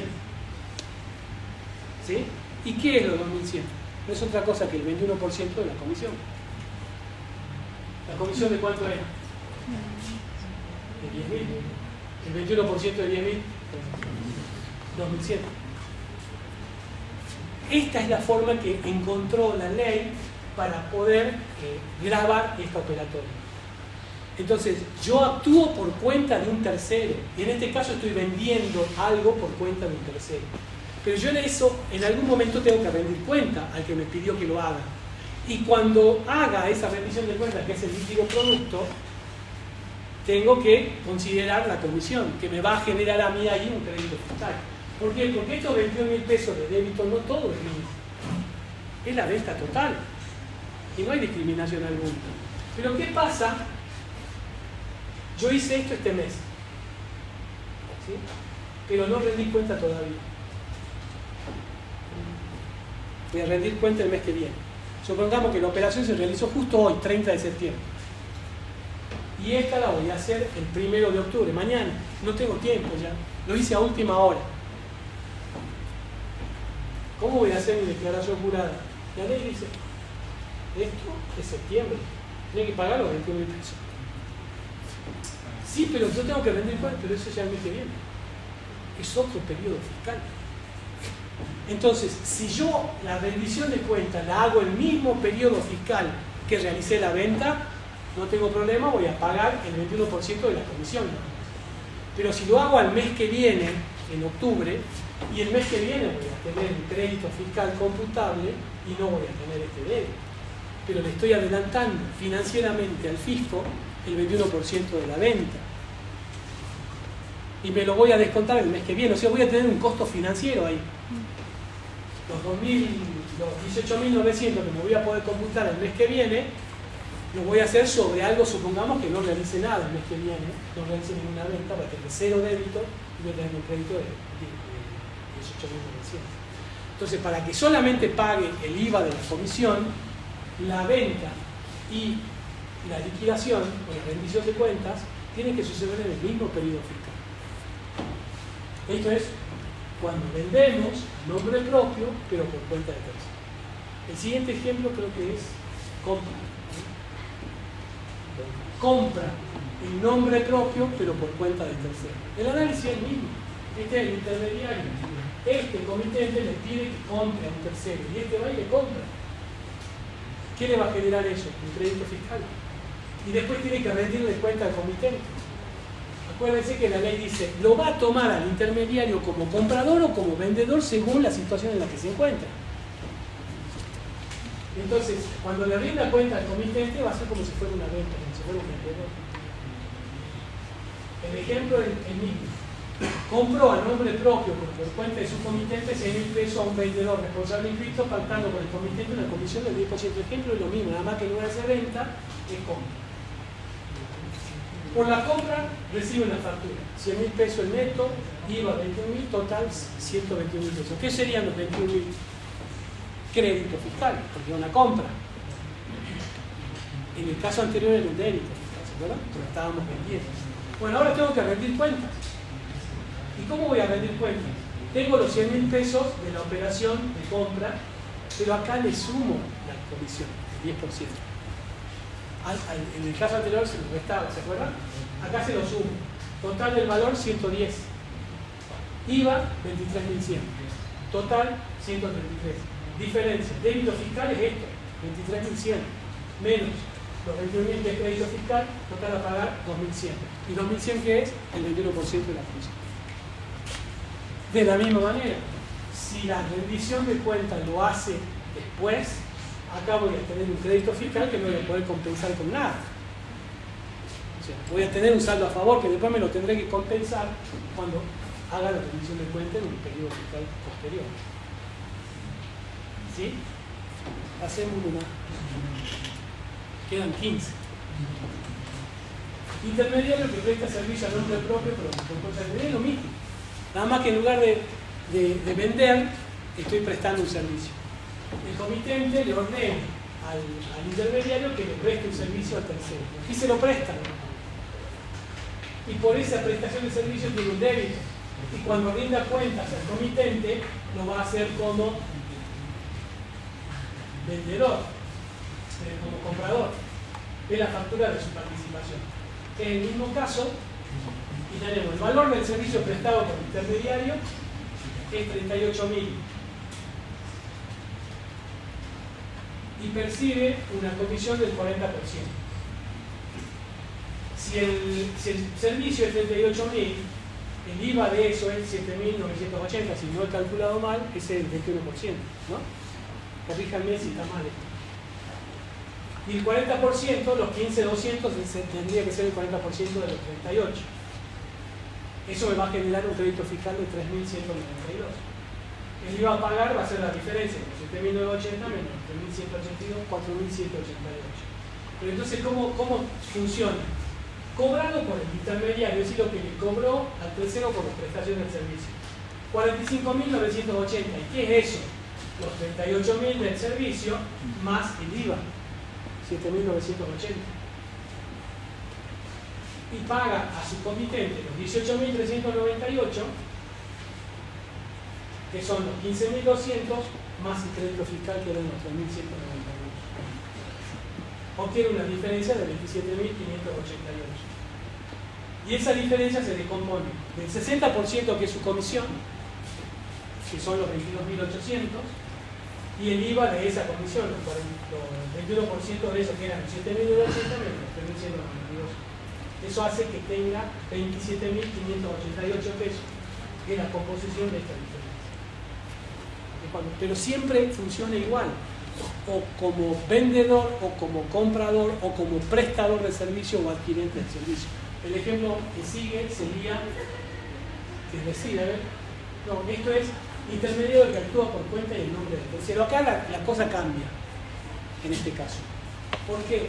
Porque el mandante le pide al mandatario que realice algo, y eso algo le genera gastos a este intermediario. El mandatario va a ejecutar el mandato a un tercero.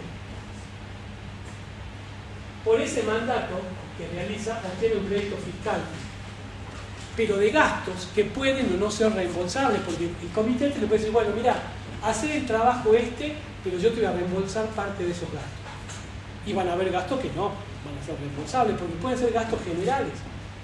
Por ejemplo, yo soy el intermediario y pago teléfono, la factura de teléfono, pero en el servicio ese de teléfono que estoy utilizando, parte es para el servicio que me han pedido, el mandatario,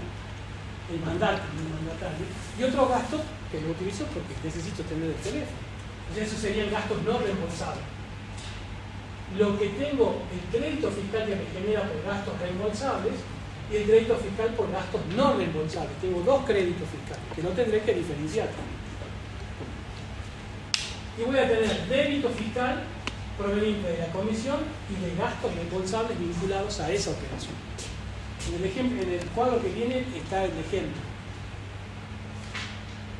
Por ejemplo, dice: una empresa responsable inscripto, mandataria de negocios, realiza una intermediación por cuenta y en nombre de un responsable inscripto en una operación de 100.000 pesos incurriendo en gastos reembolsables por el mandante que ascienden a 500. O sea, ya sabe que 500 pesos le van a ser devueltos, le van a ser reembolsados. La comisión pactada es del 3% del monto de la operación sin IVA. La operación es grabada por su mandante. Por los gastos reembolsables le facturan impuestos por 105. Por el teléfono de su oficina le facturan 152 pesos. Entonces tenemos que lo facturado al mandante, tenemos la comisión, que serían los 100.000 pesos que aparecen acá, por el 3% tiene la comisión pactada, son los 3.000 pesos. Pero él tiene gastos reembolsables de 500. Por lo tanto tenemos un neto de 3.500, los 3.000 más los 500 que son gastos reembolsables. El 21% de eso, 735 pesos. Total, 4.235. Ahora, pero tengo los gastos reembolsables, que eran los 500 pesos, que tiene un componente impositivo que me los puedo computar. El 21% de los 500, 105 pesos. Y otros créditos, que son estos 152 de IVA, que aparecen acá, también me los puedo computar porque son créditos fiscales por una operación que yo realizo. Total, 257 pesos. Si hago las diferencias de los 735 y los 257, me da 478 el IVA que tengo que pagar. Acá no va a ser directo el 21% de la comisión porque estoy computando otros gastos, tanto reembolsables como no reembolsables.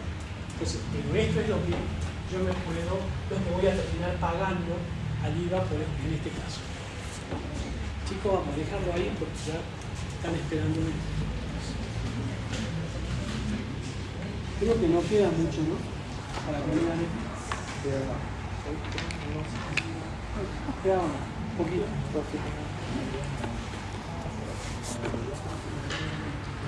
Esto último, véanlo tranquilo, en todo caso lo discutimos en la clase que viene, que va a ser el miércoles. Pasa que me apuraron de allá atrás, así que tenía que terminar sí o sí.